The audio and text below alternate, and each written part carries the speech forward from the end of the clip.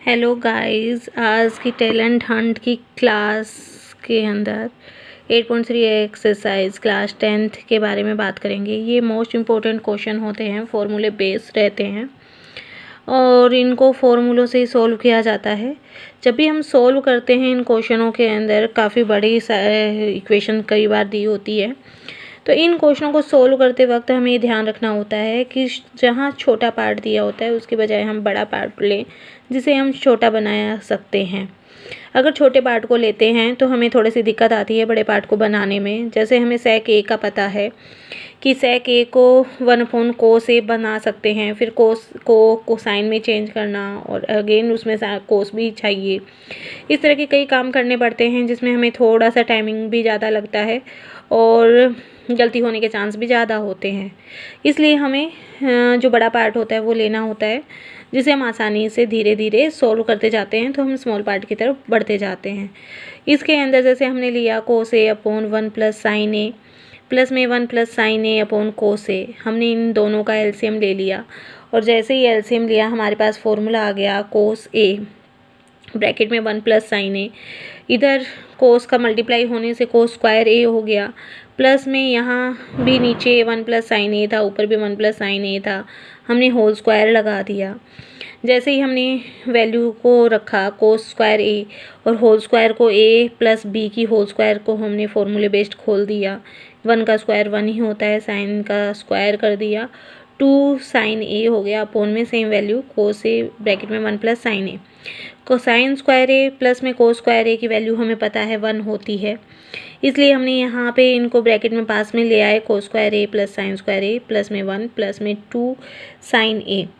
जैसे ही हमने इसकी वैल्यू रखी प्लस में 1 आ गया, 1 प्लस में 2 साइन ए, हमने 1 और 1 को ऐड किया और 2 बन जाता है। 2 आगे भी था 2 पीछे भी था, इसलिए हमने कॉमन ले लिया और ये 1 प्लस साइन ए अपॉन में कोस ए और ब्रैकेट में 1 प्लस साइन ए आ गया। साइन ए 1 प्लस साइन ए से 1 अपॉन साइन ए कैंसिल हो गया और नीचे 1 अपॉन कोस ए बच गया, जिसे हम आसानी से 2 सेक ए लिख सकते हैं और आरएचएस के अंदर हमें यही चाहिए था।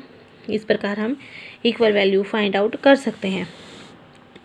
इस क्वेश्चन के अंदर ये एग्ज़ाम में भी कई बार पूछ लेते हैं और थोड़ा सा गलती होने के चांस ज़्यादा होते हैं। इसमें इसलिए होते हैं गलती होने के चांस कि हमारे बुक के अंदर भी इस क्वेश्चन के अंदर हिंट दिया हुआ है कि आप साइन और कोस में चेंज कीजिए।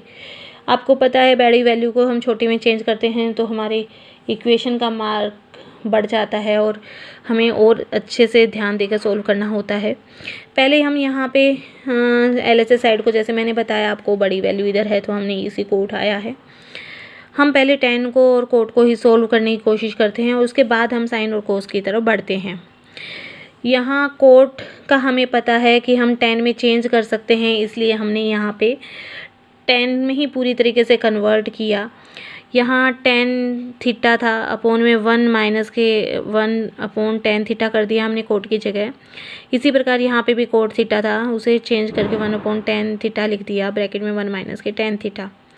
हमने यहाँ एलसीएम लिया, जैसे ही हमने एलसीएम लिया ये 10 ऊपर मल्टीप्लाई होने से 10 स्क्वायर थीटा हो गया और यहाँ मल्टीप्लाई होने से 10 थीटा माइनस 1 प्लस में 1 अपॉन 10 थीटा और 1 माइनस के 10 थीटा।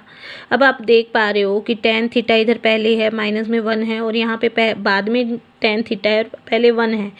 माइनस सिंबल यहाँ इफेक्ट करता है, इसलिए हम इस 10 को उठा के आगे ले आएंगे और 1 को पीछे ले आएंगे तो जो माइनस सिंबल है यहाँ पे इफेक्ट डालेगा और प्लस की जगह माइनस हो जाता है।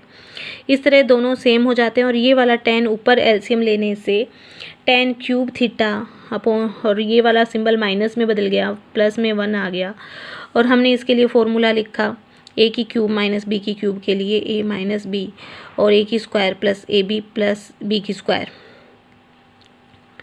यहाँ खोलने पे 10 क्यूब थीटा और 1 का क्यूब 1 ही होता है, इसका आ गया हमारे 10 theta minus 1 10 square theta plus 1 plus में 10 थीटा अपोन में सेम वैल्यू रहेगी 10 थीटा माइनस 1। ये और ये वैल्यू सेम होने से आपस में कैंसिल हो जाती हैं। यहाँ 10 थीटा स्क्वायर थीटा प्लस में 1 प्लस में 10 थीटा, इनकी अपोन में 10 है तो हमने अलग अलग इनको रख दिया।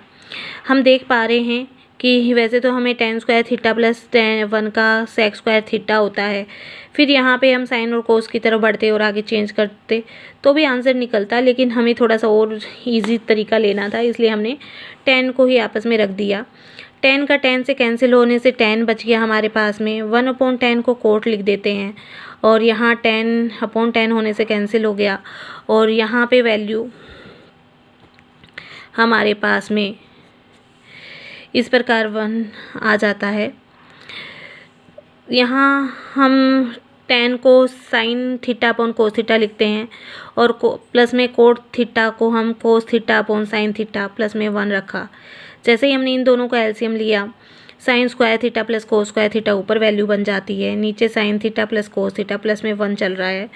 यहाँ पे sine square theta plus cos square theta की वैल्यू 1 होती है, तो यहाँ पे हमने 1 रख दिया। नीचे sine theta cos theta plus में 1 होगा यहाँ पे। जैसे ही हमने यहाँ वैल्यू रखी, अब अलग अलग हमने रख दिया इनको। 1/sin theta into 1/sin cos theta plus में 1।